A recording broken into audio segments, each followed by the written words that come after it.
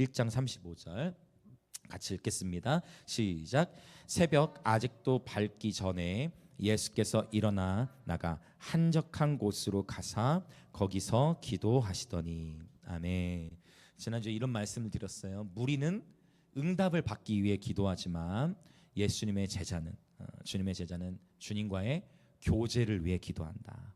예수님께서 하나님 아버지께 기도하신 것은 예수님이 기도 응답을 받기 위해 하나님 아버지 앞에 기도하신 것이 아니라 하나님 아버지와의 친밀한 교제를 위해 기도하셨다.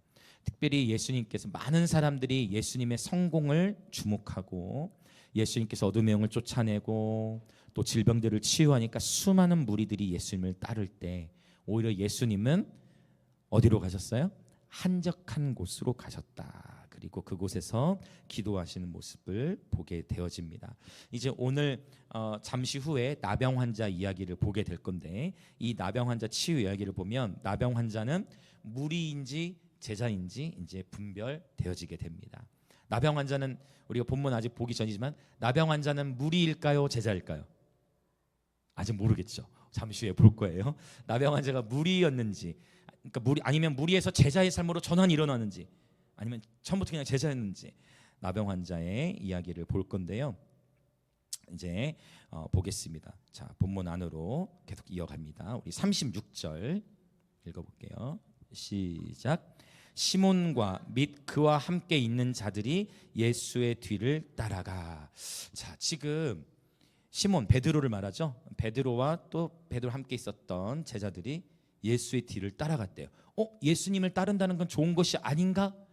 라는 생각을 하실 수 있지만 이 36절에서 예수님의 뒤를 따랐다라는 얘기는 십자가의 길을 따라갔다 그런 의도가 사실은 아니에요. 그럼 어떤 의도로 따라갔느냐? 37절 읽어봅시다. 37절 시작. 만나서 이르되 모든 사람이 주를 찾나이다.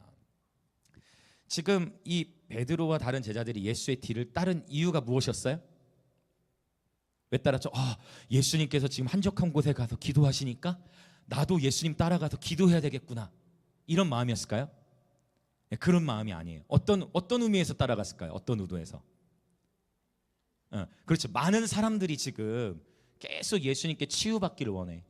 계속 예수님으로부터 회복받기를 원해. 치유받기를 원하니까 제자들이 지금 예수님이 지금 아버지 하나님과 교제하러 들어갔는데 예수님, 많은 사람이 지금 주님을 찾아요. 예수님, 이 사람들의 필요를 외면하시면 안 됩니다 하고 예수님 빨리 와주시라고, 이 사람들 돌봐줘야 되지 않느냐, 이 사람들 치유해줘야 되지 않느냐라고 질문하면서 예수님께 나아가고 있는 것입니다. 자, 그렇죠. 이때 예수님은 어떻게 하시는지 볼까요? 38절과 39절 시작. 이르시되 우리가 다른 가까운 마을들로 가자. 거기서도 전도하리니 내가 이를 위하여 왔노라 하시고 이에 온 갈릴리에 다니시며 그들의 여러 회당에서 전도하시고 또 귀신들을 내쫓으시더라. 아멘. 여러분, 예수님이 가시는 곳마다 어둠의 영들이 떠나가게 되는 줄 믿습니다. 하나님이 임재하시면 어둠의 영은 물러가는 거예요. 아멘. 하나님이 임재하시면 어둠의 영이 설 자리가 없어지기 시작하는 겁니다.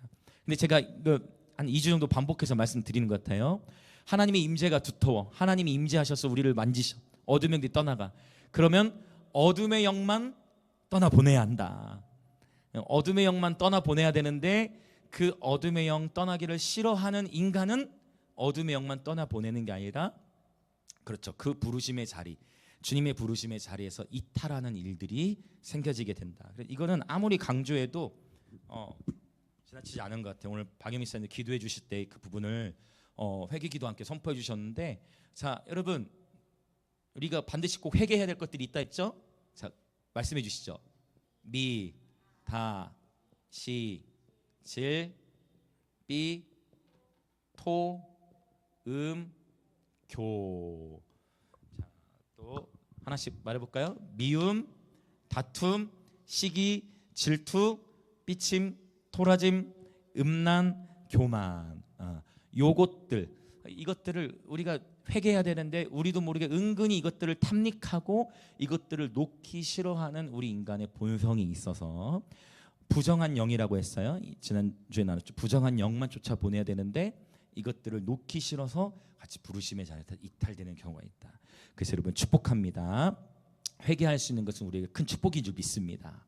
네, 자, 예수님이 가시는 곳마다 부정한 영들이 쫓김을 받고 드러나게 되는 거예요. 자, 이 말씀에 보면 전도하리니라고 표현해요. 전도. 여러분 전도가 무엇일까요? 전도. 예수님이 전도하신다 했는데, 자, 전도. 자, 이 전도라는 것을 여러분, 이 전도는 단순히 내가 누구누구를 교회에 데려와서 몇 명을 제가 데려왔습니다, 이런 차원의 것을 사실은 의미하는 게 아니에요. 여러분 그렇게 많이 하셨으면 좋겠어요. 그러나 그 자체가 전도의 본질은 아니에요. 전도의 본질은 뭐 하는 걸까요? 일단 케루소라는 헬라어 케루소 단어는 선포하다예요. 선포하다. 그럼 뭐를 선포하는 거예요? 도를 전하는 거예요. 그러고 보면 김해에서 요새 증산도가 없어졌나? 증산도가 안 보이는 것 같아.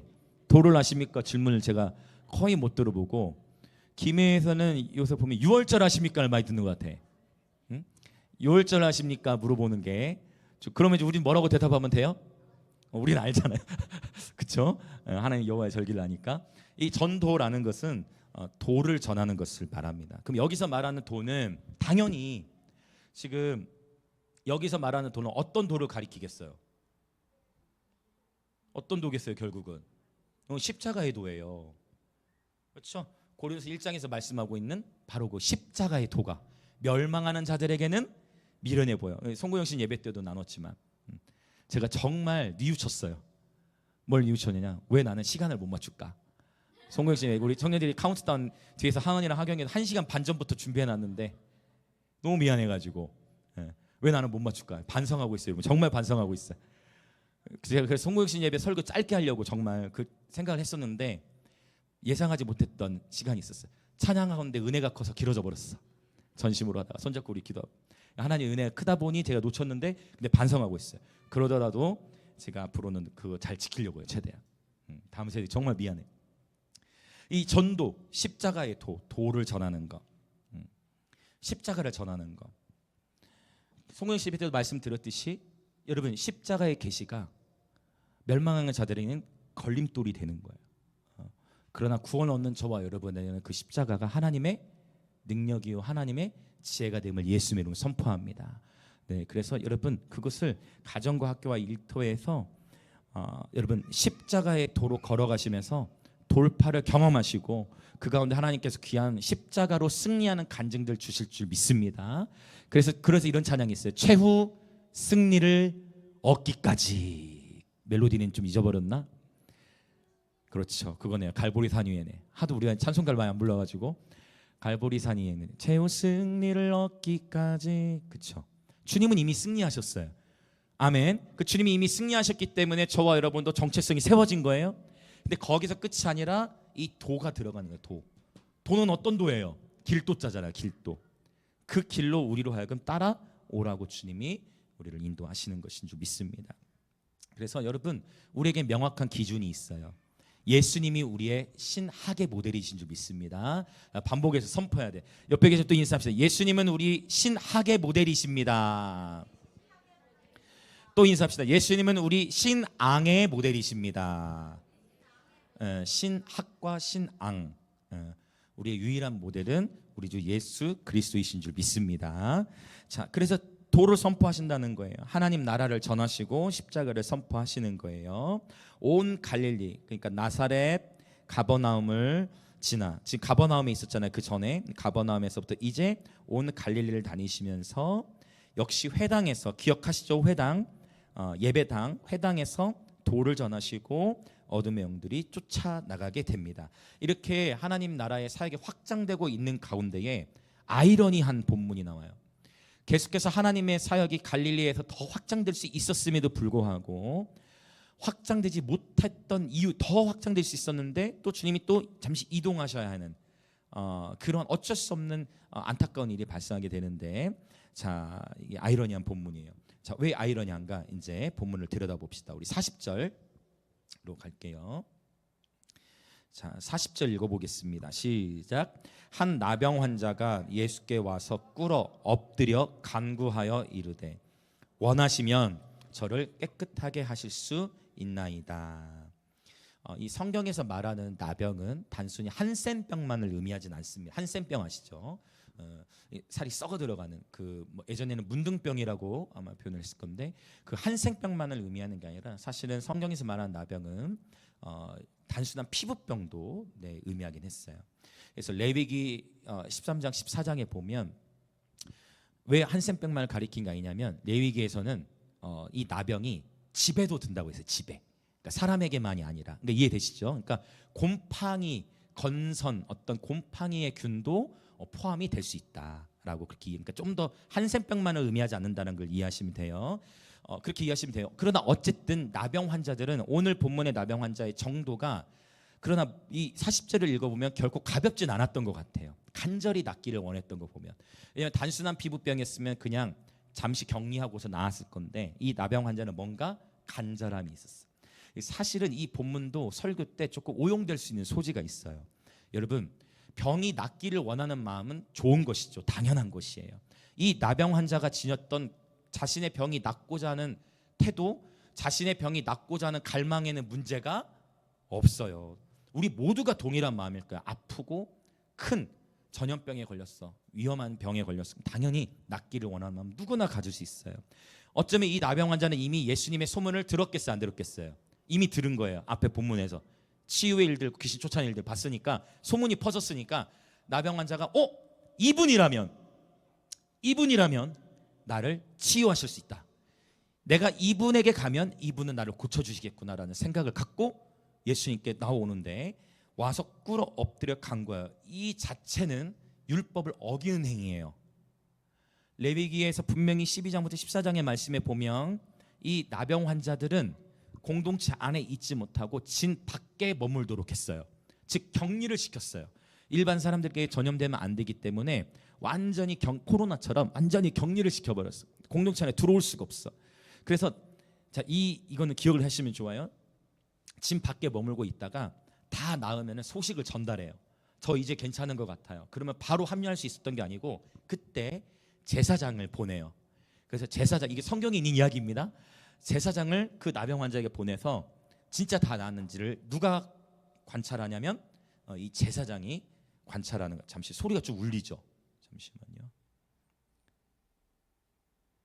제가 다 닫은 줄 알았는데 안 닫은 게 있었네. 이 제사장이 그거를 관찰해요. 그래서 그래, 이제 당신은 다 나았습니다라고 딱 제사장이 판결을 내리면 그로부터 8일이 또 지나야 돼요. 이걸 기억하시면 좋아요. 그러니까 제사장으로부터 당신은 다 나았다라고 선언 들은 이후부터 며칠? 선언을 들은 이후부터 8일이에요. 그냥 나병 환자가 자기 스스로 저 이제 다 나았습니다 하고 바로 격리제 되는 게 아니라 제사장에게 진찰을 받아보고 제사장이 판단했을 때, 분별했을 때 진짜 당신은 이제 전염병이 없습니다, 전염 요소가 사라졌습니다 하면 제사장 판결 이후에 8일이 지나야 집 안으로, 공동체 안으로 들어올 수가 있었어요. 그렇다면 그 얘기는 뭐냐면 지금 이 나병 환자는 이 율법을 어긴 거예요. 율법을 어겼어. 이 율법을 어겼어요. 예수님께 와가지고 예수님 앞에 어떻게 해? 또 얼마나 겸손한 태도를 취합니까? 간절하죠. 제가 그걸 깨달아요. 간절할 때는 겸손하구나. 제가 깨달았어요. 간절할 때는 겸손하구나. 지금 깨달았어요. 강의 안에 이거 설교 안에 있는 게 아니에요. 간절하니까 겸손하구나. 간절하니까 겸손함을 유지할 수 있구나 라는 거를 그렇죠, 정리가 되어지죠. 예수님 앞에 너무 간절하니까 지금 어떻게든 살아야 되니까 꿇어서 엎드려. 간구는 간절히 구하는 거잖아요. 제가 보니까 당신은 저를 깨끗하게 하실 수 있는 분이십니다. 이때 예수님의 반응이 놀랍죠. 예수님의 반응을 볼까요? 41절 42절 읽겠습니다. 시작. 예수께서 불쌍히 여기사 손을 내밀어 그에게 대시며 이르시되 내가 원하노니 깨끗함을 받으라 하시니 곧 나병이 그 사람에게서 떠나가고 깨끗하여진지라. 아멘. 저와 여러분 같으면, 물론 여러분은 아니실 수 있어요. 그러나 저나 아니면 바리새인이었다면, 지금의 저도 그러지는 않겠지만, 여러분 보통 바리새인 같았으면 어떻게 했겠어요? 나병 환자가 지금 격리돼 있어야 되는데 예수님한테 율법을 깨고 다가와서 나 이 사람이 날 고쳐줄 수 있다 해서 예수님을 막 소리지고 막 무릎 꿇고 엎드려 막 간절히 나 고쳐달라, 당신을 깨끗해 줄 수 있다고 얘기해. 그러면 바리새인은 어떻게 반응했겠어요? 어떻게 했겠습니까? 에이, 예의 없는 것, 싹 물러가거라. 에이, 예의 없는 것, 저리 가라. 어디 하나님의 법을 어기고 지금 오느냐? 너는 지금 부정한 자야. 너는 격리되어 있어야 해. 하고 바리새인들은 쫓아냈을 거예요. 썩 물러가라고 쫓아냈을 거예요. 그러나 우리 주님은 그렇게 말씀하시지 않고 어떻게 하셨어요? 주님 마음 안에 있는 바로 그 궁혈, 이 한 영혼을 향한 궁혈한 마음을 보시고 나병 환자에게 손을 내밀어 그를 어떻게 하셨어요? 그를 만지셨어요. 나병 환자는 의식적으로 부정하다 하여 격리를 시켜놨어요. 그를, 율법은 또 어떻게 정하냐면 나병 환자만 부정한 게 아니라 그 나병 환자를 만진 사람도 부정하다 했어요. 시체를 만져도 부정한 자들. 그러면 왜 시체를 만지면 부정하다 했는데 나병 환자 만져도 부정하다 했느냐? 그만큼 나병 환자에 대한 사회적 시선, 종교적 시선이 좋지 않았다는 거예요. 그런데 예수님이 이 나병 환자에게 손을 대셨어. 가만히 보면 나병 환자가 예수님에게 손을 대지는 않았어요.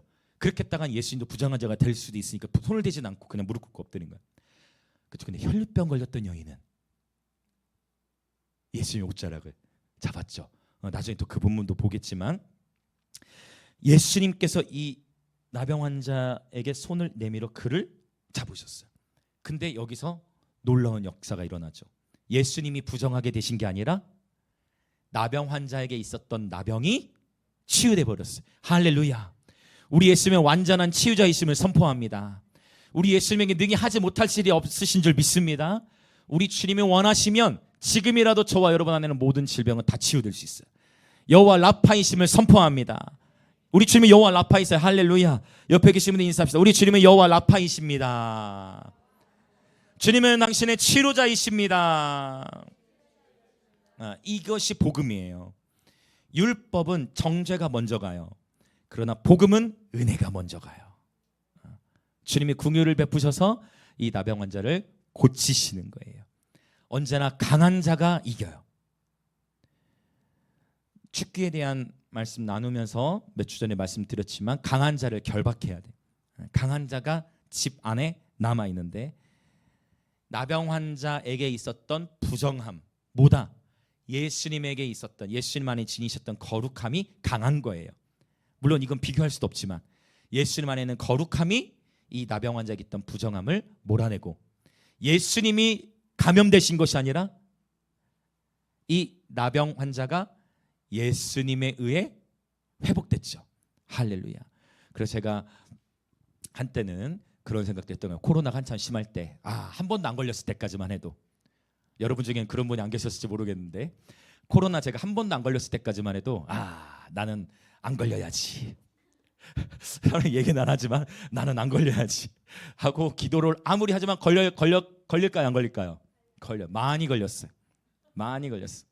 특별히 우리 오늘 안 계시네요. 오늘 그 일 때문에 못 오셨는데 윤구배 지사님 오신 날 윤구배 지사님께서 저를 너무 귀히 여겨주셔서 밥을 사주시겠다 해가지고 저를 밥을 사주시면서 같이, 지금도 기억나요. 같이 맛있게 밥을 먹고 다음날 전화가 오셨어. 목사님 혹시 괜찮으십니까? 저는 괜찮은데요. 저는 화요일부터 증상이 시작되고 일생이 증상이 시작되고 그러면서 서로 코로나 걸리면서 친해지고 막 그런 것도 있었는데 제가 코로나 3번 걸렸어요. 여러분 몇 번 걸리셨는지 모르겠는데 아무리 여러분 기억하실지 모르겠어요. 저희가 이 코로나 안 걸리려고 교회적으로 방역 수칙을 지키느라 그래서 예배 시간이 오후 2시로 바뀐 거잖아요. 그 정부에서 교회 식사 못하게 했기 때문에 마스크 쓰고 식사하면 안 되니까 그래서 예배 시간 2시로 바꿔가면서 이렇게 저렇게 아무리 수칙을 지켜도 결국 걸립니까 안 걸립니까? 혹시 한 번도 안 걸리신 분 계세요? 어떻게 된 거죠? 여러분이 강한 자십니다. 저는 약한 자입니다. 저는 3번이나 걸렸습니다. 자, 그래서 지금 안 걸린 분들인데, 근데 보니까 걸렸는데 병원을 안 가서 걸렸는데 병원을 안 가서 그랬을 수도 있어요. 분명히 아파했는데 몇 번. 그 병원 한 번도 안 걸리신 분들 대단한, 여러분 강한 자이십니다. 저는 3번이나 걸렸는데, 그러니까 어떤 것은 여러분 기도를 해도 피해가지 않는, 그러면 이건 피해가지 않겠지. 감기 한 번도 안 걸려보셨다 지금까지 살아가면서, 이제 피해갈 수 없죠. 감기 없죠. 그러니까 살아가면 다 열병 막 이런 거. 그러니까 다 그런 아픔의 시간들을 하나님 어느 정도 허용하시면서 또 우리가 통과하게도 하시는 그런 부분들도 있는 것 같아요. 자, 그런 어쨌든 이 복음이라는 것은 예수님의 손이 닿는 자마다 부정한 자가 깨끗게 된다는 거예요. 이 기쁜 소식, 저와 여러분 이 기쁜 소식이 이미 주어졌어요. 여러분 예수님께로 나오시길 축복합니다. 예수님은 언제나 선하신 분이세요. 그분의 손길이 닿는 자마다 나음을 입게 될 것이고, 저는 여러분께 말씀드려요. 여러분 이 나병 환자 예수님께서 먼저 예수님께 바리새인들처럼 너 왜 율법을 어겼어라고 꾸짖지 않으셨다는 거예요. 이 나병 환자를 예수님은 긍휼히 여기셨어요. 여기까지는 여러분이 보편적으로 설교를 많이 들어보셨을 거예요. 지금까지의 이야기는. 근데 이제 우리가 지금부터가 이게 핵심적인 이야기라는 거예요. 이게 지난주에 나눴던 바로 메시아 비밀과 연결돼요. 메시아 비밀. 예수님께서는 치유나 기적을 통해 자신의 메시아이심을 드러내길 원치 않으시고, 오직 뭐를 통해서 메시아이심을 드러내기 원하셨냐면 십자가를 통해서 메시아 되심을 드러내기 원하셨다라는 것. 이 메시아 비밀의 이야기가 마가복음 전체에 쫙 퍼쳐져 있는데, 자, 그러면 이제 볼게요. 예수님 안에 있는 긍휼이 나병 환자를 치유하신 건 너무나 귀한 거예요. 자, 그런데 우리가 봐야 될 건 뭐냐? 42절 읽었죠? 43절 44절 43절과 44절 읽습니다. 시작. 곧 보내시며 엄히 경고하사 이르시되 삼가 아무에게 아무 말도 하지 말고 가서 내 몸을 제사장에게 보이고 네가 깨끗하게 되었으니 모세가 명한 것을 드려 그들에게 입증하라 하셨더라. 일단 주님께서 너 왜 격리해야 될 사람인데 왜 그걸 어기고 왔어라고 꾸짖진 않으셨어요. 주님 마음 안에는 긍휼이 넘쳐나시기 때문에 이 영혼의 간절함을 보고 나병을 치유해 주셨어요. 왜냐? 긍휼은 언제나 심판을 이기기 때문이에요. 할렐루야. 긍휼은 심판을 이겨요. 한 가지 더 있죠. 긍휼은 심판을 이기고 자랑하느니라. 여러분 마음 안에 있는 긍휼함은 자랑하셔야 돼요. 그래서 제가 거리 예배 간증을 오픈 채팅방에도 올리는 거예요. 한 영혼을 향한 긍휼한 마음이 있으시다면 여러분 그것을 증언하십시오. 그 주님이 기뻐하시는 거예요. 자, 또 인사합시다. 옆에 말이 영이에요. 생명이고 또 선포합니다. 옆에 인사합니다. 긍휼은 언제나 심판을 이기고 자랑합니다. 이거 꼭 붙으셔야 야고보서에 있는 말씀. 긍휼이 심판을 이기는 거예요. 긍휼은 일단 긍휼로 주님이 심판을 이겨놓고, 긍휼로 심판을 이겨놓고 그 다음에 가르치시는 거예요. 그러니까 항상 자녀와의 관계에서도 신뢰와 교육 중에 뭐가 먼저겠어요? 신뢰가 먼저죠. 사랑과 교육 중에 당연히 뭐가 먼저겠어요? 사랑이 먼저. 사랑과 신뢰 관계가 세워지지 않은 상황에서 교육이 먼저 들어갈수록 오히려 벽이 생길 수 있다. 더 어려워질 수 있다. 그러니까 예수님께서도 먼저, 예수님 패턴이 그래요. 항상 혈류증 걸렸던 여인에게도 그 옷자를 잡았을 때 에이, 누가 지금 내 치마를 잡았냐? 에이, 손을 털어라. 율법을 왜 어기냐? 이렇게 하지 않았다는 거예요. 일단 그분 안에서부터 거룩함의 능력이 흘러가 치유해놓고, 할렐루야, 주님을 일단 치유해놓고. 왜? 그분 마음 안에 있는 긍휼이라는 것은 저와 여러분의 상상을 초월합니다. 예수님 마음 안에 담기신 긍휼이라는 것은 저와 여러분의 경험과 상상을 초월해요. 우리가 그나마 이 주님의 마음의 긍휼을 조금이라도 이해할 수 있는 것은 부모로서 자녀를 키우면서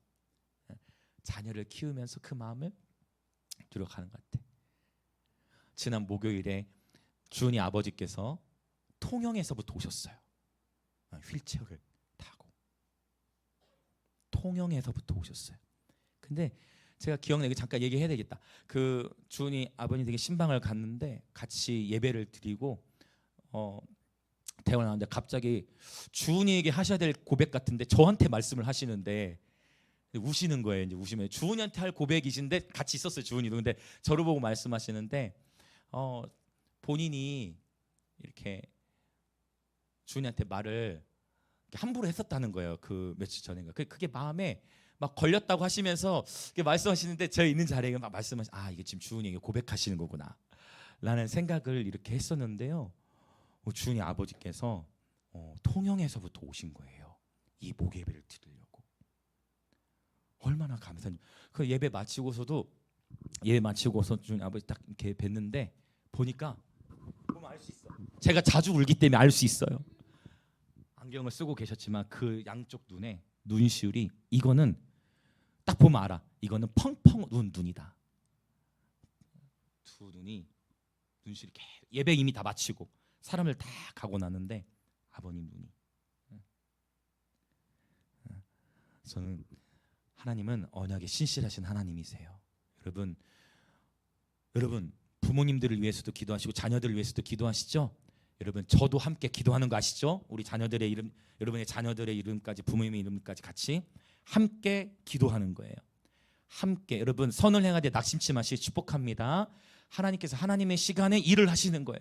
여러분 제가 그 생각을 못했더라고. 목요예배 주은이 아버지께 말씀드리는 거예요. 그냥 우리가 여기 3층이고 멀리 계시니까 올라오실 수가 없겠구나 이 생각만 했어. 그래서 빨리 우리 교회 이전까지는 안 그랬는데 빨리 우리 교회도 이제 엘리베이터 있는 교회 됐으면 좋겠다. 그때부터 이제 제가 그 마음을 생각했다 이 말씀 드린 적이 있을 거예요.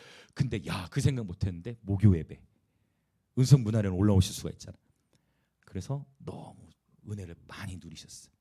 그러면서 또 일단은 매달 오시러 약속했는데 계속 우리가 격려가 필요하겠죠. 항상 우리 모두 서로 갈망 통영에서부터 오셨어요. 그 멀리서부터 하나님의 은혜를 부어주시는 거죠. 얼마나 감사한지 몰라요. 여러분 주님 안에 있는 긍휼은 저와 여러분을 오늘 또 새롭게 하십니다. 그런데 예수님께서 고쳐주신 이후에 보내시면서 단어가 명확해요. 엄하게 경고하셨대. 그럼 뭐를 경고하셨느냐? 3가지를 당부하셨어요. 첫 번째 당부는 무엇이죠? 아무에게 네가 지금 고침받은 것을 아무에게 말하지 말라. 이게 메시아 비밀이라는 거예요. 아무에게도 고침받은 거 아무에게 말하지 말라. 두 번째, 그 몸을 누구에게 보이라. 그렇죠. 아까 바로 제가 초반에 말씀드린 레위기에 있는 그 규례대로 제사장에게 검사를 받아야 돼. 그러면 기억하시나요? 제사장에게 몸을 보인 후에 며칠 있다가 격리 해제된다? 8일 있다가 격리 해제된다 했어요. 제사장에게 그 몸을 보여야 돼. 이게 두 번째. 그 다음에 세 번째, 모세가 명한 것을 드려야 돼. 그 레위기에 다 나오는 그대로예요. 그러니까 감사의 네가 나음을 받았으니 감사의 제사를 드려라. 즉 감사의 예물을 드려라. 이렇게 말씀하고 계신 거예요. 이 3가지를 예수님께서 이 나병 환자에게 당부하시면서 지금 무엇을 말씀하세요? 순종. 이미 이 나병 환자는 어떻게 됐어요? 치유됐죠.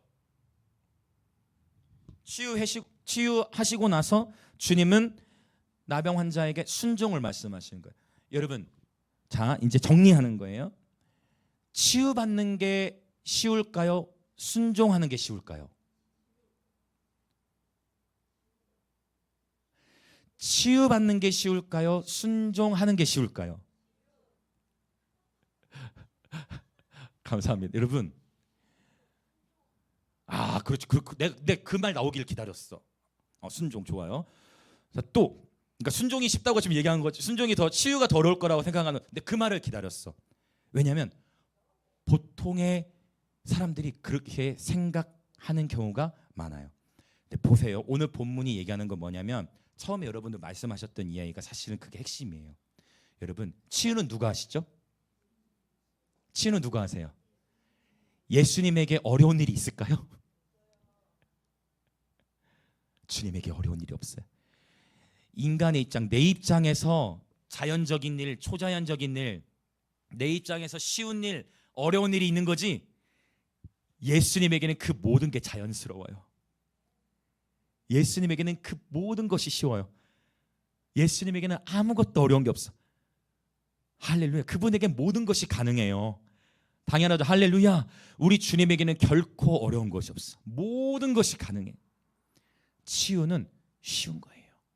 나병 환자는 심지어 뭐도 어겼어요? 율법도 어겼어. 그럼에도 불구하고 치유함을 받았다. 왜 치유가 쉽다라고 표현했냐? 그렇다고 이 아픔이라는 걸 제가 무시하려는 어투로 얘기하려는 게 절대 아니에요. 치유는 누가 하신다? 하나님, 예수님이 하신다. 순종은 누가 해야 돼요? 그게 문제라는 거예요. 그래서 순종이 어려운 거예요. 치유는 누구에게 달려있고? 주님이 하시는 거고, 치유는 주님이 행하시는 거고, 순종은 우리가 따라야 할 책임이 있는 거고. 이 나병 환자가 하나님의 말씀의 세계도 잘 몰랐어요. 어쩌면 알았는데도 어겼을 가능성이 제일 커요, 사실은. 그런데 이 나병 환자가 치유함을 받았어. 그런데 나병 환자는 뭐를 못했느냐? 이 순종의 영역을 감당하지 못했다라는 거예요. 그거를 이제 우리는 봐야 돼요. 45절 봅시다. 45절 읽어봅니다. 시작. 그러나 그 사람이 나가서 이 일을 많이 전파하여 널리 퍼지게 하니 그러므로 예수께서 다시는 드러나게 동네에 들어가지 못하시고 오직 바깥 한적한 곳에 계셨으나 사방에서 사람들이 그에게로 나아오더라. 보세요. 이 일 이후에 예수님께서 동네로 들어가지 않으시고가 아니에요.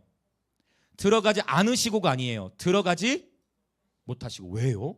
아니, 예수님의 모든 것 아니에요? 예수님이 최고의 주권자 아니에요? 예수님이 못하실 게 있나? 아까는 조금 전에는 그분이 하지 못하실 수 없다 했는데 그 뭐냐? 하나님 아버지의 뜻하신 대로만 순종하셔야 되기 때문에 예수님도 메시아의 비밀, 계속 이거를 이 모티브, 이 메시아의 비밀 이거를 계속 끌고 가야 되는데 언제 때까지? 십자가 가실 때까지. 십자가 가실 때까지 자신의 메시아됨을 감춰야만 하는데 이게 이미 퍼져버리니까 주님조차도 그 동네에 들어가지 않으셨다가 아니라 들어가지 못하셨다라는 거예요.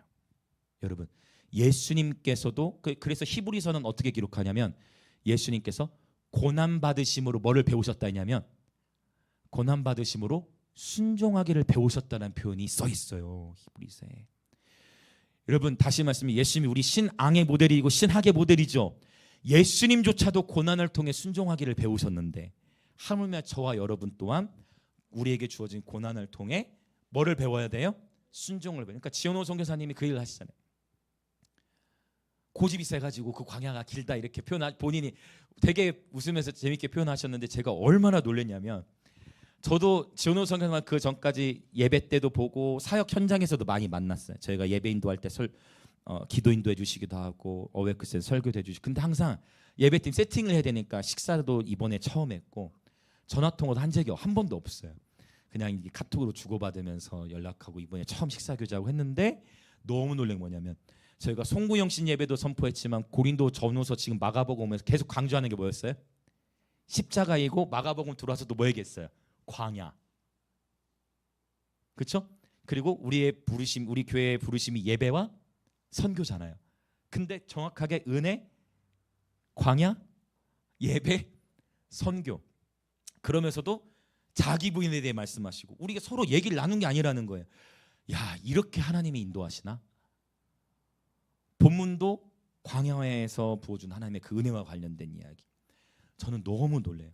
하나님이 우리를 그분의 말씀으로 인도하고 계시는구나. 너무나 경이로운 것 같아. 하나님 어떻게 이렇게 하나님이 이 우리 영광임재교회를 말씀으로 인도해 가시나. 그렇다고 진호 종교사님이 저희 주일 설교를 들으시겠어요? 그 바쁘시면 아니죠. 저도 그분들 설교 못 들어요. 서로 바쁘니까. 그러나 만나서 교제를 하는데 성령 안에서 교통이 일어나고 삼계탕을 먹으면서도 그 자리에 막 성령님이 임재하시고 그러면서 메시지가 정확히 우리에게 가야 될 방향을 딱 확증시켜 주시는. 더 놀란 거는 그런데 우리의 10대, 20대, 30대 다음 세대들이 십자가를 받아내더라. 할렐루야. 십자가의 메시지를 다음 세대들이 받아내더라. 할렐루야. 네, 바로 그 놀라운 것이 하나님이 이미 세를 시작하신 줄 믿습니다. 예수님께서도 하나님 아버지의 뜻하신 대로만 움직여야 됐기 때문에 다시는 그 마을 안으로 들어가지 못하시게 됐다라는 거예요. 이 나병 환자 개인의 입장에서는 치유받아서 좋겠지만 도시의 입장에서는 가장 큰 안타까움이에요. 이 영역을 저희 영광임재교회가 김에서 뚫어야 하기 때문에 치열한 영적 전쟁이 있는 거예요. 이 도시 안에, 이 김해라는 도시 안에 우리 이전까지는 거의 99%였던 것 같아요. 100%였나? 자, 김해 출신 아닌 분들 다 손 들어보세요. 김해 출신 아닌 분들, 네. 김해 출신 아닌 분들, 그렇죠? 다 내려주시고 축복합니다. 방지사님, 하나님께서 지사님을 보내셨습니다. 드디어 이제 시작되었습니다. 이제 시작됐어요. 이제 시작됐어. 이제서야 시작됐어. 이제서야. 다 우리 김해 사람이 아니에요. 드디어 김해 출신을 만난 거예요. 우리가 우리 교회 안에 이제 시작된 거예요. 이제 새해 너무 감사하네. 여러분, 이 김해 나사렛과 같은, 어쩌면은 수도권 있는 자들에게는 알려지지도 않은, 제이어스 김정 대표도 김해라는 곳 처음 오고 김해가 어디 있는지도 모르는 그런 수도권 있는 사람들은, 그러나 이제 이 김해 땅, 과연 나사렛에서 선한 것이 날 수 있느냐라는 질문 앞에 우리는 김해에서 선한 것이 날 수 있느냐? 뭐라고 대답하시겠습니까? Yes. 아버지의 집은 안 된다고 말하지 않아요. 영광이라 말합니다. 하나님의 영광. 이 김해에 별명이 있어요. 어떤 별명이죠? 슬로우시티에서 이제 뭘로 바뀌었어요?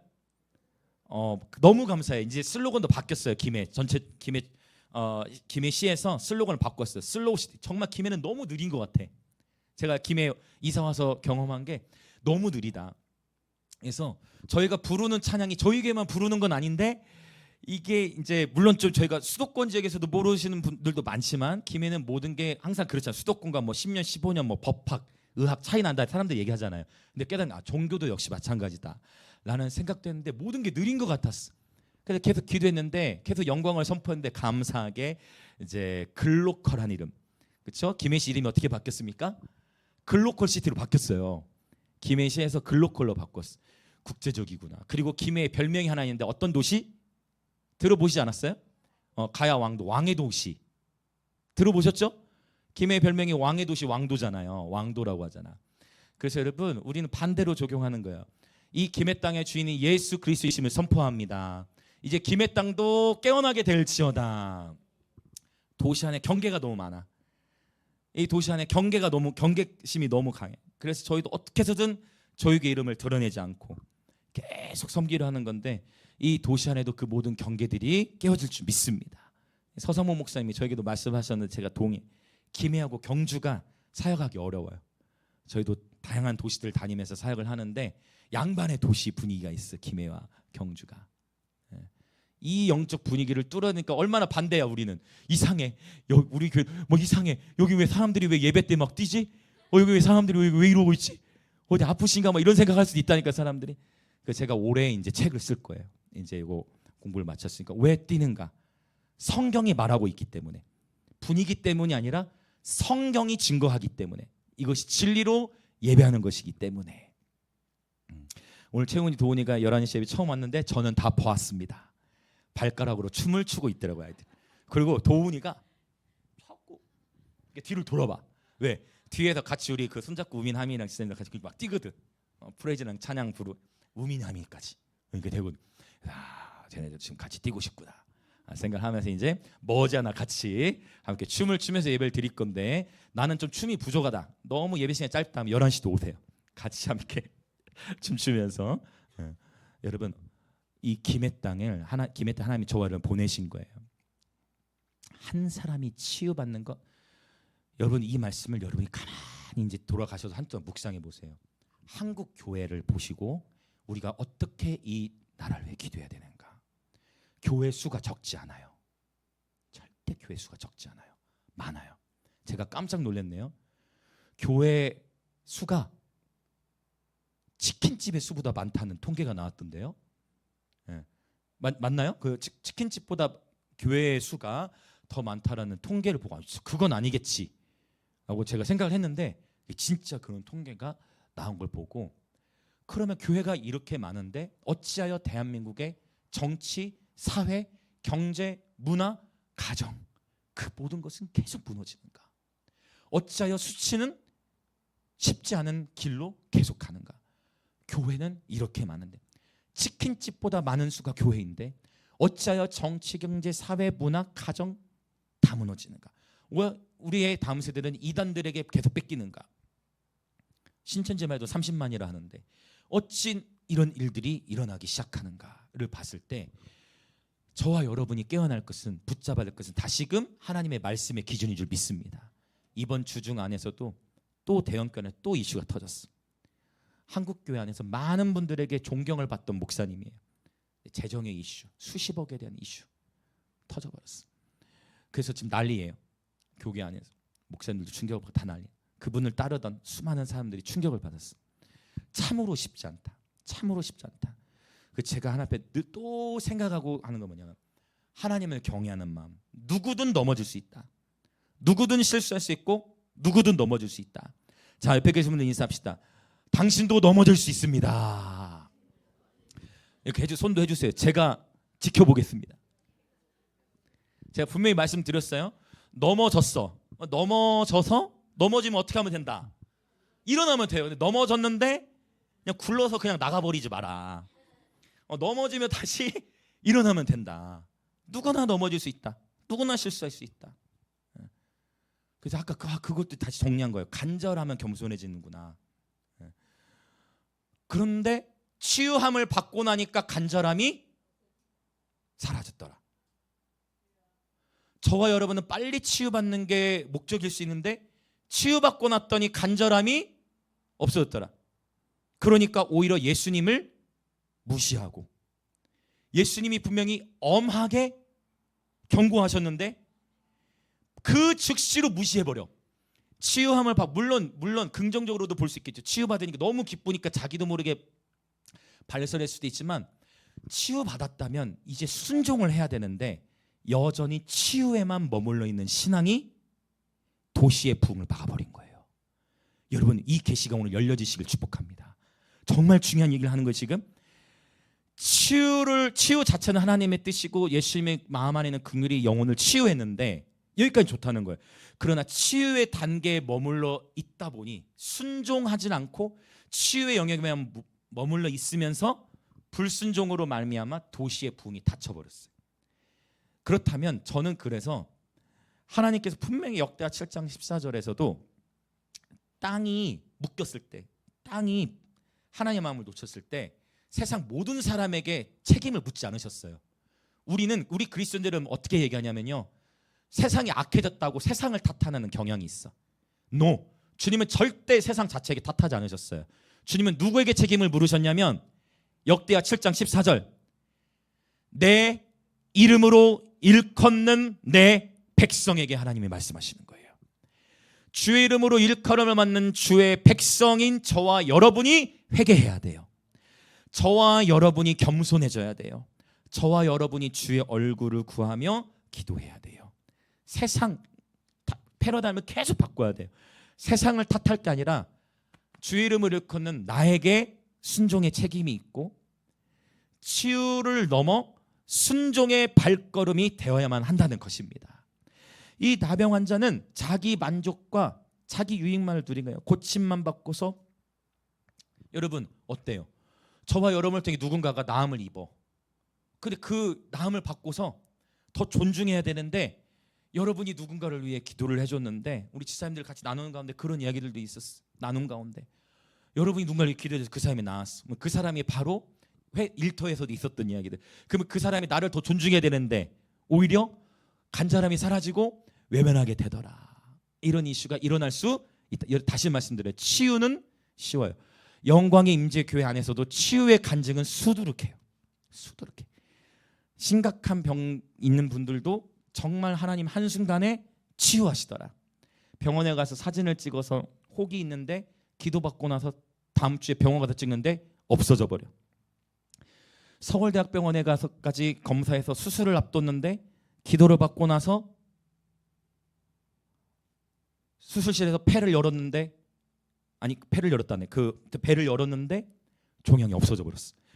여러분, 하나님은 치유하시는 분이세요. 우리 치유의 간증들이 있잖아요. 할렐루야. 하나님이, 여러분, 이미, 왜냐하면 하나님이 임재하시기 때문이에요. 할렐루야. 하나님이 치료자이시고 그 치유가 이미 우리 안에 있어요. 할렐루야. 다시 말씀드려요. 하나님이 하시기 때문에 치유는 쉬운 거예요. 근데 중요한 건 치유받은 때부터 간절함이 사라지면, 할렐루야, 해밀이도 이제 오늘 그 대답이 이제 그 아까 말했던 그 답이 이제 바뀌어지길 축복해요. 치유하신 좋아 해밀이 좋아요. 우리 해밀이 하나님의 은혜가 너무, 해밀이 고마워. 해밀이가 다음 세대를 졸업식 있으면 해밀이 항상 너무 귀해요. 그 예심이가 며칠 전에 아빠 혜미 언니 그 마이너스 뭐 5인가 5 있던데 그 뭐지? 야, 아마 네 졸업식 같다 생각했는데 아니었나?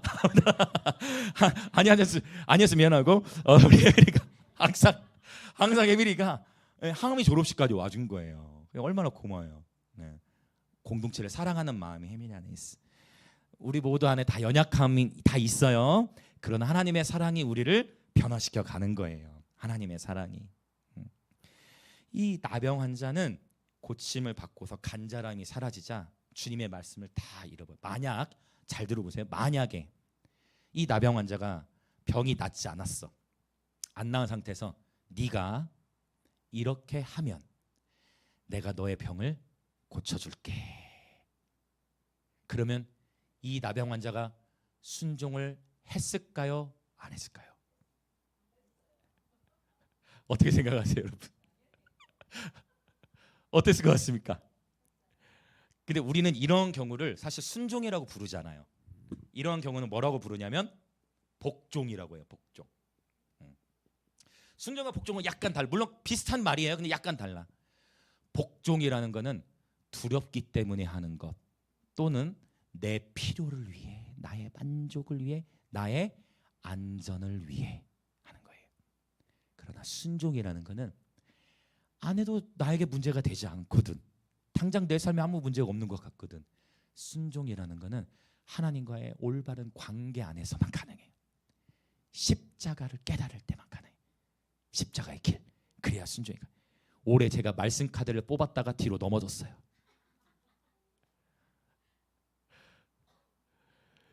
작년에 제가 욥을 뽑아가지고 올해 욥만 아니면 되겠다 싶었더니 욥은 아닌데 좁은 문으로 들어가라. 진짜 제가 물론 장난식으로도 있었지만 말씀 카드 뽑고 제가 올해도 좁은 문인가? 그래, 나의 평생의 십자가의 도로 걸어가야지. 다행히 욥은 아니다 생각하면서 얼마나 감사한지 몰라요. 그 십자가는 언제나 승리예요. 제가 지금 기쁨 가운데 나누는 거예요. 그 말씀 뽑았더니 힘들다 그게 아니라 저의 마음은 항상 기쁩니다, 여러분. 여러분, 복종과 순종은 다른 거예요. 이 나병 환자는 순종의 기회를 잃어버린 거예요. 오늘 저와 여러분은 어떠합니까? 왜 나의 삶에 있는 문제가 쉽게 돌파되지 않을까? 왜 계속 돌지? 왜 옛사이클의 반복이지? 그러니까 내게 오히려 뭐가 어렵게 느껴져요? 치유가 더 어렵게 물론 이럴 수 있어요. 해석되지 않는 고난이라는 것도 반드시 인생에서 마주해요. 근데 지금 제가 얘기하는 거는 해석할 수 없는 고난 말고 충분히 주님께서 바로 해결해 주실 수 있고, 충분히 주님께서 부정한 영 쫓아내 주시고, 충분히 바로 회복될 수 있음에도 왜 지금 나에게 그 치유의 계절이 바로 허락되지 않는가를 봤을 때 어쩌면 그것은 하나님께서 저와 여러분을 너무 사랑하시기 때문일 수 있다. 한번 깊이 생각할 필요가 있어요. 왜냐? 내가 기도를 해서 그 치유를 받으면 그 즉시 낫고자 하는 마음이 없어지면서 순종에 대한 마음이 들겠어요? 절대 안 들죠. 뭔가 하나 안정장, 그러니까 여러분, 심지어 바울에게도 하나님이 안정장치를 주신 거예요. 그게 뭐예요? 육체의 가시, 안질. 놀라운 위대한 사도가 손수건과 아치마만 던져도 병이 낫는데 자기 자신의 안질은 치유되질 않아. 그렇게 하나 앞에 새벽을 기도했는데도 얼마나 자존심 구겨져요. 그러나 바울은 그것을 자랑합니다. 나의 약한 것을 자랑하노라. 이 위대한 사도, 존경받는 사도가 자신이 기도해도 치유되지 않으니까 얼마나 인간적으로는 자존심이 상해요. 그러나 바울은 자존심이 없어. 바울은 이미 뭘로 사니까? 주존심으로 사니까. 할렐루야. 자존심이 없는 거예요. 그러니까 그 위대한 사도가 앞치마 쫙 던지면 그냥 우르르르 병들이 치유되는데 자신의 안전은 치유되지 않아. 근데 그걸 자랑하잖아요. 나의 약한 것을 자랑하노라. 할렐루야. 옆에 계신 분들 인사합시다. 자존심이 아닌 주존심으로 살아갑시다. 그래서 아픈 것은 부끄러운 게 아니에요. 아픈 것은 부끄러운 게 아니다. 아픈 것은 절대 부끄러운 게 아니다. 조 목사가 영성이 약해서 코로나 3번 걸린 것이 아니다. 저는 이렇게 여러분 다르게 생각하실 수 있지만 조 목사에게 쉼이 필요했다. 저는 그렇게 적용할 많은 분들이 고개를 끄덕끄덕 해주시는데 조 목사에게 쉼이 필요했다. 제 인생에서 가장 많이 쉰 시간이 어쩔 수 없이 그래서 그 시간 하나님 또 쉬게 하시는구나. 좋더라고요. 집에다 밥도 갖다 주고 그랬잖아요. 코로나 기간에 막 갖다 줬잖아요. 막 갖다 주고 막 돈도 주던데 그 코로나 일 못하니까 조 목사에게 쉼이 필요했구나. 3번 걸렸구나. 그래서 여러분 하나님을 온전히 신뢰하십시오. 어쩌면 여러분이 지금 육신에 제가 다 몰라요. 다 알 수 없는 여러분만의 육체의 가시가 있을 수도 있고 그러나 왜 기도해도 낫지 않을까? 하나님이 저와 여러분을 사랑하시기 때문이다. 오늘 마침 찬양 불렀잖아요. 하나님이 저와 여러분을 사랑한다 말씀하세요. 중요한 건 내가 혹시 하나님 말씀 앞에 하나님을 경외하는 마음을 놓치지 않았나, 하나님 말씀 앞에 내가 순종하지 않았나, 요거를 먼저 점검하셔야 돼요. 여러분 마음 안에 다시 말씀드려요. 이 8가지 미다시질 삐토 음교 요것만 여러분이 처리해도 여러분 안에 많은 아픔들이 해결돼요. 절대적으로. 장담한 부정한 영들은 미다시질 삐토 음교를 내쫓으면 해결이 돼. 요 영역 강압에 의해서 복종의 의미로 축기 사역을 통해 쫓아내면 내 마음 안에 이 질투를 해결할 마음이 없는데 의도적으로 부정한 영을 쫓아내면 어떻게 된다고요? 전보다 더 악한 7 귀신 데려온다. 그러니까 이 8가지가 제가 이거는 성경에 있는 거 아니지만 요거 하나를 내보냈는데 요거 하나를 내보냈는데 7가지가 더 들어올 수도 있더라. 그래서 몇 가지가 된다? 8가지가 돼버릴 수도 있더라. 요 음란함 하나 내보냈는데 그러니까 강압적으로 자신이 내보내려고 한 게 아니라 죽기 사역을 통해 이거 하나 내보냈는데 다시 이 음란함을 계속 해결하지 않고 품고 있으니 오히려 나머지 7가지가 들어오더라. 악한 귀신 7을 더 데려왔다 했으니까. 그래서 죽기 사역 자체 급할 때는 그 필요할 때가 있다 했어요. 분명히 급할 때는 그런 사역이 필요한 때들이 있어요. 어떤 증세가 갑자기 드러나거나 심각할 때 그럴 때 필요하지만 보통의 경우에는 하나님 말씀을 붙들고 자가 셀프 죽기를 해야 된다. 말씀을 붙들고 기도하고 회개하다 보면 어둠의 영, 부정한 영은 떠나간다. 영향을 끼치지 못하게 되어진다라고 말씀을 드렸습니다. 자, 이 시간 우리 함께 이제 기도하도록 하겠습니다. 같이 기도하시죠. 여러분, 우리 주님은 오늘 또 저와 여러분의 삶에 놀라운 기적을 행하세요. 하나님 말씀이 깨달아지는 것 자체가 놀라운 기적인 걸 아십니까? 하나님이 허락지 않으시면 여러분 보는 눈과 듣는 귀, 깨닫는 마음 이것이 축복이에요. 보는 눈과 들을 수 있는 귀, 깨닫는 마음이 있으시면 그거야말로 최고의 축복 중에 하나예요. 왜냐? 내 마음 안에 우상 숭배가 가득하면 하나님이 어떠한 일들을 허락하시냐면 보아도 보지 못하고 들어도 듣지 못해요. 내 마음 안에 우상 숭배가 가득하면 볼 수 있고 들을 수 있고 깨달을 수 있는 것은 놀라운 하나님의 축복이에요. 여러분께 말씀드려 그 어떤 것도 하나님보다 더 추구하시면 안 되는 줄 아시죠? 사역도 우상이 될 수 있어. 내가 하는 사역도 우상이 될 수 있다는 거예요. 그래서 하나님이 이거 제 안에 사역이 우상이 되지 않게 하시려고 잘 나가던 사역을 다 내려놓게 하시고 다시 바닥부터 시작하시게 하신 거예요. 문제가 있어서가 아니라 하나님 저를 겸손케 하시려고 화려하고 잘 나가는 수천 명 앞에서 하고 이미 잘 나가던 그때는 시작부터 건물이 주어졌어요. 건물주를 통해. 근데 그것도 이거를 제가 말씀드린 것도 교만함으로 나누려는 게 아니라 이 중심이 전달되고자 하는 마음. 2012년 그래 하나님 뭐라고 말씀하시냐면 하나님이라는 이름도 너의 성이 되면 안 된다 하셨어요. 그 제가 어떻게 해서든지 그 순수함으로 가려고 저희 교회 이름 아예 목에 드러내질 않는 거예요. 교회 이름 아예 다 빼버린 거예요. 순수한 마음의 의도로 끝까지 가려고. 그럼에도 불구하고 이렇게 이 자리에 여러분이 함께 오셨잖아요. 하나님이 보내시니까 교회로는 깨달았어요. 사역도 우상이 될 수 있다. 그 작업을 하나님이 저를 훈련시키신 것 같아. 이제 제 나이 40이 되면서, 만으로 40이면서 새롭게 하나 앞에 이제 공부도 마감하면서 제 마음도 하나 앞에 새롭게 결단을 해요. 여러분, 하나님이 여러분과 함께 하세요. 오늘 이 말씀의 계시를 취하셔서 여러분, 너무 어리다 생각하셨어요? 감사합니다. 너무 어리다 생각하셨습니까? 여러분, 오늘 이 말씀을 취하세요. 이제 치유를 무시하는 게 아니에요. 치유를 넘어 순종으로 들어가십시오. 오늘 이 하나님 말씀에 도전을 주시는 거예요. 치유를 넘어 순종으로 들어가십시오. 이제 그 계절을 취하셔야 돼요. 그리고 그 하나님과 올바른 관계 안에 여러분이 서 계시면, 다시 말씀드리면 치유는 하나님에게 너무나 쉬운 거예요. 지금 왜 내 삶의 문제를 바로 안 풀으실까? 왜 지금 내 삶 속에 이런 게 남아있을까? 여러분, 바로 주님이 우리를 사랑하셔서. 왜?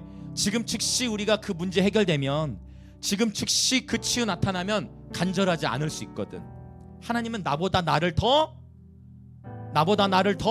잘 아시는 분이세요. 할렐루야. 우리의 연약함을 아시기 때문에. 자, 이 시간 기도합시다. 오 하나님, 이 나병 환자의 인생이 과연 성공한 인생인가? 오 주님, 여러분 치유를 원하십니까? 여러분 회복을 원하십니까?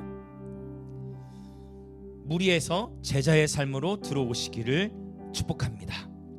한 번뿐인 인생 즐겁게 주님을 따르며 섬기다 주님을 맞이하기 원합니다. 오 주님, 육체는 치유받아 자신의 썩은 피부는 나았지만 자신의 영혼은 썩은 나병 환자처럼 주여 그렇게 되지 않게 하소서. 우리의 전 인격이 예수님을 따르는 예배자 되게 하여 주시옵소서. 하나님 말씀에 순종하는 예배자 되게 하여 주시옵소서. 우리의 영혼이 깨끗함을 잊게 하여 주옵소서. 큰 그릇, 금그릇, 은그릇이 아니라 깨끗한 그릇 되게 하여 주옵소서. 그렇게 주여 한번 외치며 같이 기도합니다. 주여! 오 하나님 아버지, 깨끗한 그릇 되기 원합니다. 오 하나님 아버지, 치유를 넘어 하나님 말씀에 전적으로 순종하는 예배자 되기를 원합니다. 아버지, 이 나병 환자는 자신의 몸은 치유되었고 자신의 육체는 치유받았지만 이 나병 환자는 자신의 영혼의 썩음은 해결하지 못했습니다. 주여, 육체의 썩음을 회복하는 데 우선을 두는 것이 아니라 영혼의 부패함이 회복되게 하여 주옵소서. 영혼의 부패함이 회복되게 하여 주옵소서. 육체의 썩어짐을 회복하는 것이 중요한 것이 아니라 영혼의 썩어짐을, 영혼이 깨끗해짐을 잊게 하여 주시옵소서. 할렐루야, 할렐루야. 하나님 말씀 앞에 오늘 새롭게 우리의 마음을 정렬시킵니다. 오 성령님, 우리의 영혼을 새롭게 하소서. 하나님 말씀 앞에 우리를 새롭게 하여 주옵소서. 예 주님, 주의 영으로 충만케 하시고 이제 치유를 넘어 순종의 삶을 살아내는 예배자 되게 하소서. 회복도 중요하지만 이제 회복의 가치를 넘어 하나님 말씀에 대한 순종의 삶을 살아가는 복된 예배자들 되게 하여 주시옵소서. 예 주님, 나병 환자가 자신의 삶을 봤을 때 세상적으로 이제 자신의 삶은 성공했다고 생각했을 것입니다. 나병 환자가 자기 삶을 돌아봤을 때 자기 병이 나았으니 나병 환자는 자신의 삶이 이제 성공했다고 생각했을 거예요. 여러분, 세상의 많은 사람들이 또 무리의 신앙생활은 이와 같은 거예요. 내 지금 육체의 소생, 내 육체의 회복, 이것도 당연히 우리가 필요하지만 이것이 전부가 되어서는 안 된다는 것입니다. 나병 환자의 인생은 세상적으로 성공한 것 같지만 그의 영혼은 여전히 하나님 말씀을 거역하는 삶, 더 위험하고 심각한 것은 나병 환자 한 개인은 치유를 받았지만 그 도시는 이제 부흥을 보지 못했다라는, 예수님이 다시 그 도시 안에 사역하실 수 없었다라는, 한 사람은 치유받았으나 도시는 무너져버린, 한 사람은 치유를 받았으나 그 마을은 영적으로 무너져버린 이 안타까운 현실 앞에 오늘 이 말씀의 계시를 붙잡고 우리 모든 사랑하는 영광님들의 지체들이 말씀에 반응하여 기도합니다. 이제 무리에서 제자의 삶이 되게 하시고 나의 개인의 치유도 하나님 행하시는 분이지만 그 전에 우리의 영혼이 사랑하는 자여, 내 영혼이 잘된 같이 범사가 잘되기를 원하노라. 먼저 우리의 영혼이 하나님 말씀 앞에 회복되게 하시고 우리의 영혼이 깨끗게 함을 입게 하여 주시옵소서. 할렐루야. 우리의 영혼이 회복되게 하소서. 아멘 아멘 아멘. 할렐루야 할렐루야. 예수님 할렐루야 할렐루야 할렐루야. 예수님 할렐루야 할렐루야. 예수님 예수님. 아멘. 우리 계속 더 기도하기 원합니다.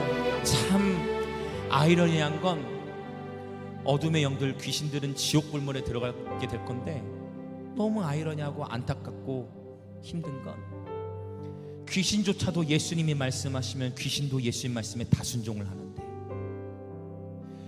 어둠의 영조차도 예수님이 말씀하시면 예수님 말씀에 순종을 하는데, 우리 인간은 끊임없이 거역하고자 하는 본성이 있는 것 같아요. 그런데 여러분, 어떻게 그러면 우리 다 똑같아요. 저를 포함해서 순종이 더 어려운 거예요. 근데 어떻게 이 순종의 걸음을 갈 수 있느냐? 주님이 이미 본을 보이신 거예요. 35절에 한적한 곳에서 기도하사. 주님과의 친밀함, 주님과의 교제가 바로 주님과의 개인적인 이거 없이는, 주님과의 개인적인 교제 시간이 없이는 온전한 순종이 불가능합니다. 우리 다시 한번 기도할까요? 주님, 날마다 예수님처럼 인기, 명예에 심취되는 것이 아니라 주님과의 교제가 생명이 되게 하소서. 날마다 예수님과의 친밀한 교제, 그 말씀과의 교제, 주님과의 그 시간이 우리 삶의 우선순위가 되어 새벽이든 아니면 점심시간이든 퇴근 후든 잠자기 전이든 주님과의 개인적인 교제의 시간을 통해 우리의 영혼이 깨끗해 함을 입고 순종이 되어지는 은혜 위에 은혜를 허락하여 주옵소서. 그렇게 주여 한번 외치며 같이 기도합니다. 주여. 오 하나님, 우리를 결코 포기치 않으시는 하나님, 오늘도 우리에게 하나님의 말씀을 주셔서 우리를 새롭게 하시니 감사합니다. 오 하나님, 치유는 쉽지만 순종이 어려움을 알게 하시니 감사합니다. 간절할 때는 겸손하지만 치유를 받은 이후에 순종하지 않는 것은 육체적 치유받지 않고 순종하는 삶을 사는 것이, 순종하는 삶을 사는 것보다 옳지 않음을, 주님, 오늘 이 시간 하나님 말씀으로 우리를 새롭게 하시니 감사합니다. 주님, 오 주님과의 교제, 주님과의 교제, 예수님과의 친밀함, 날마다 하나님의 말씀과의 교제, 하나님과의 친밀함을 누리는 우리 모든 사랑하는 지체들 되게 하여 주시옵소서.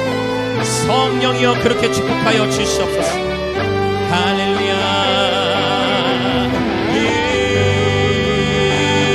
예수님, 예수님. 아멘 아멘 아멘. 할렐루야. 변지신 주의 자녀이니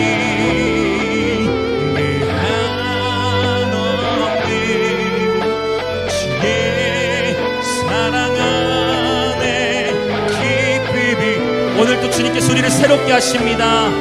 아멘. 이제 나는 옛사람 아니요 사망에서 건지신 주의 자녀이니 내 한없는 주의 사랑 안에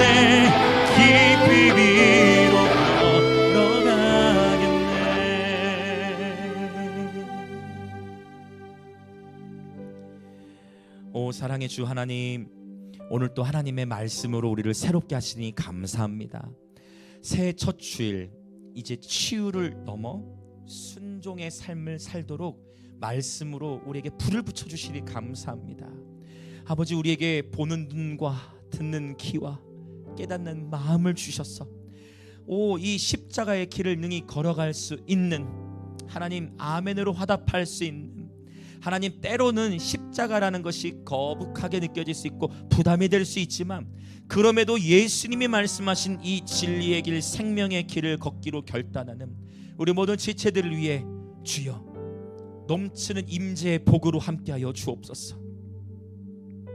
오 주님, 오늘 또 주 앞에 기쁨으로 예물을 드린 모든 지체들을 위해 하늘의 신령한 복과 땅의 기름진 복으로 축복하시고, 주의 몸된 교회는 아버지, 주의 몸된 교회가 이 도시적인 사역, 또 예배 문화 사역, 또 더 나아가 아버지 북한과 감비아와 인도, 대한민국과 열방을 넘치도록 섬길 수 있는 재정의 기름을 부어 주시옵소서. 지금은 우리 주 예수 그리스도의 은혜와 하나님 아버지의 놀라우신 사랑과 성령 하나님의 감화, 감동, 교통하심이 오늘 이제 육체적 치유, 육체적 썩어짐보다 영혼의 부패를 해결하고, 치유보다 이제 치유를 넘어 그 치유하신 하나님을 온전히 신뢰하는 가운데 치유를 넘어 순종의 삶을 살기로 결단하는, 또 그 순종의 삶을 위하여 날마다 하나님과의 개인적인 교제, 친밀한 시간을 누리기로 결단하는 우리 영광의 임재의 모든 지체들과 오늘 이 예배에 참여하는 그리스도의 몸의 모든 지체들 가운데에 지금으로부터 영원토록 함께 있을지어다.